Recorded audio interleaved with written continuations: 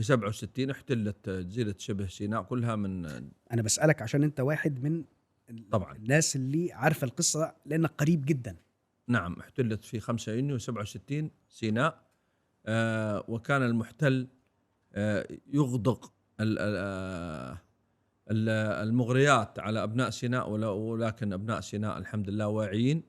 ويمكن فيه حضرتك شيء مشهور، هو مؤتمر سوته إسرائيل في مدينة الحسنة، جمعت شيوخ القبائل كلهم اللي تحت الاحتلال. 68 جمعت شيوخ القبائل في مدينة الحسنة وأغرتهم وحضرت مسؤولين من الأمم المتحدة عشان يبقوا دولة مستقلة. قالت احنا ودنا نعطيكم سيناء ونسويها دولة مستقلة.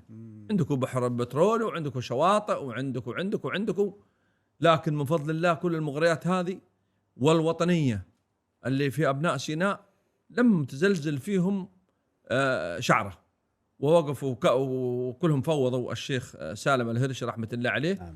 ويمكن لها المقولة الشهيرة نحن اللي ودي يفوضنا عند جمال عبد الناصر، رئيسنا جمال عبد الناصر، وهي دولة تحت الاحتلال، وكان ممكن يقتلوا بعد المقولة هذه، لكن فرصتهم وشجاعتهم منعتهم انهم يقولوا الحقيقة.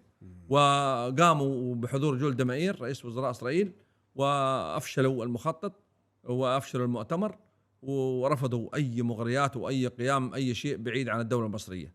واستمروا في هذه البطولات. بعد 68 توفى الرئيس جمال عبد الناصر وتولى السادات، وبدأ السادات من 71 التحضير لإعادة الأرض المحتلة.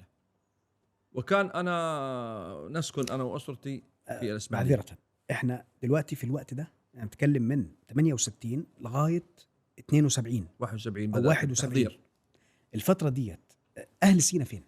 تحت الاحتلال لعند 73 تحت الاحتلال. قامت حرب وكانوا عايشين ازاي الفترة تحت دي؟ الاحتلال، محتلين زي أي شعب محتل، يعني ماشيين حياتهم بالنظام الإسرائيلي. طبعا حاكم إسرائيلي.